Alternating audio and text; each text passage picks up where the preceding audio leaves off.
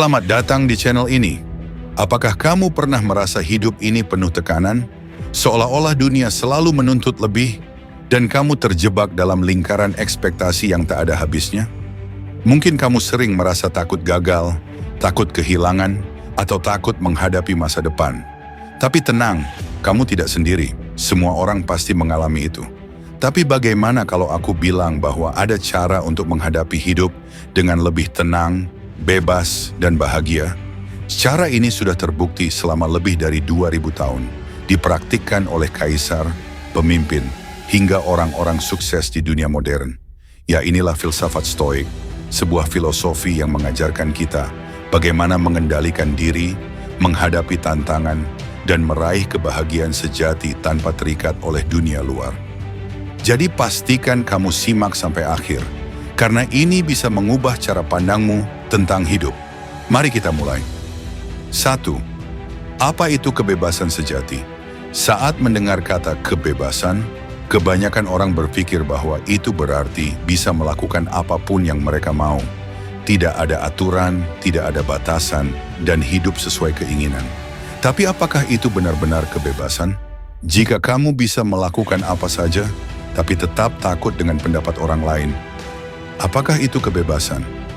Jika kamu punya banyak uang, tapi tetap merasa cemas setiap saat, apakah itu kebebasan?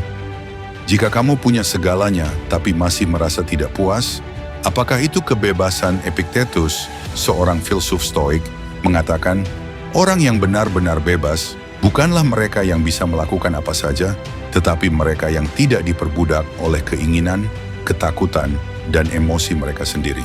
Jadi kebebasan sejati bukan tentang melakukan apapun yang kita inginkan, tapi tentang mengendalikan diri kita sendiri. Kita akan benar-benar bebas ketika kita tidak lagi dikendalikan oleh opini orang lain, rasa takut akan masa depan, emosi yang tidak terkendali, kekecewaan terhadap hal-hal yang tidak bisa kita ubah. Ketika kita menyadari ini, kita akan mulai memahami bagaimana stoicisme bisa membawa kita ke kebahagiaan sejati. Kedua, kendalikan dirimu, bukan dunia. Salah satu prinsip utama Stoik yang paling terkenal adalah dikotomi kendali, yaitu membedakan mana yang bisa kita kendalikan dan mana yang tidak. Hal-hal yang bisa kita kendalikan, pikiran dan reaksi kita terhadap situasi, keputusan, dan tindakan kita. Bagaimana kita merespons kegagalan dan kesuksesan? Hal-hal yang tidak bisa kita kendalikan, apa yang orang lain pikirkan atau katakan, hasil dari usaha kita. Masa depan yang tidak pasti, hal-hal yang sudah terjadi di masa lalu. Ketika kita fokus pada apa yang bisa kita kendalikan dan melepaskan diri dari hal-hal yang tidak bisa kita kendalikan, hidup kita menjadi lebih ringan dan lebih tenang. Marcus Aurelius, kaisar Romawi yang juga seorang filsuf Stoik, pernah berkata, "Kamu punya kekuatan atas pikiranmu sendiri, bukan atas peristiwa eksternal.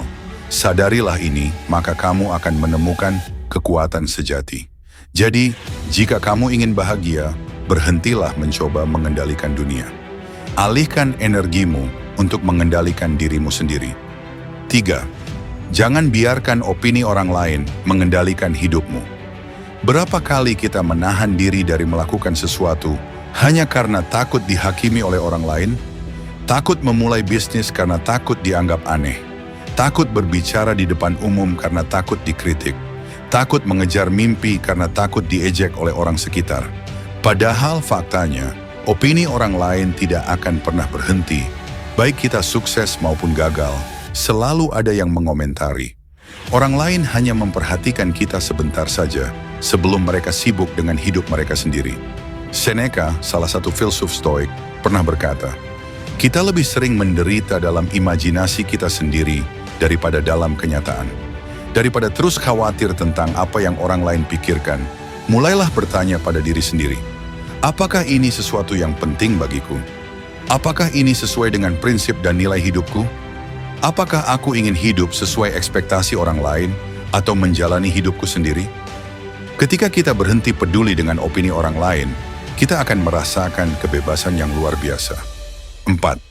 Mengendalikan emosi, kinasion, mengendalikan hidup. Pernahkah kamu membuat keputusan saat sedang marah atau panik, lalu menyesal setelahnya? Stoicisme mengajarkan kita bahwa emosi bukanlah musuh, tapi harus dikelola dengan bijak. Marcus Aurelius menulis, "Orang yang kuat bukanlah mereka yang tidak pernah marah, tetapi mereka yang bisa mengendalikan amarahnya." Bagaimana cara melatih pengendalian emosi? Berhenti sejenak sebelum bereaksi terhadap sesuatu yang memancing emosimu. Gunakan logika, tanyakan, apakah ini benar-benar penting dalam jangka panjang? Lepaskan perasaan yang tidak perlu. Jika sesuatu di luar kendalimu, biarkan saja berlalu. Saat kita bisa mengendalikan emosi, kita akan lebih tenang dalam menghadapi hidup. Teknik stoik kelima, bayangkan kehilangan segalanya. Salah satu latihan stoik yang paling kuat adalah premeditatio malorum, yaitu membayangkan kehilangan segala sesuatu yang kita miliki. Bagaimana jika besok kita kehilangan pekerjaan? Bagaimana jika orang yang kita cintai pergi? Bagaimana jika kita mengalami kegagalan besar? Tujuan latihan ini bukan untuk membuat kita takut, tapi untuk menyiapkan mental kita agar tidak mudah terguncang oleh perubahan hidup. Seneca berkata, orang yang sudah bersiap untuk kehilangan tidak akan pernah merasa terkejut saat itu terjadi. Dengan latihan ini, kita bisa belajar untuk menghargai setiap momen dalam hidup dan tidak menggantungkan kebahagiaan kita pada hal-hal eksternal. Kesimpulan, bagaimana cara menjadi bebas ala stoik? Jika kamu ingin benar-benar bebas dan bahagia, ingat prinsip-prinsip ini. Kebebasan sejati berasal dari dalam diri. Kendalikan dirimu, bukan dunia. Jangan biarkan pendapat orang lain menentukan hidupmu. Kendalikan emosimu agar tidak menguasai dirimu. Latih mentalmu dengan membayangkan kehilangan segalanya. Fokus pada hari ini, jangan takut masa depan. Dengan menerapkan stoicisme dalam hidup, kamu akan merasakan kedamaian, ketenangan, dan kebahagiaan yang tidak tergoyahkan.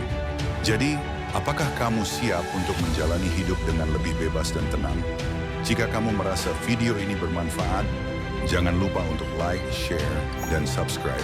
Sampai jumpa di video berikutnya.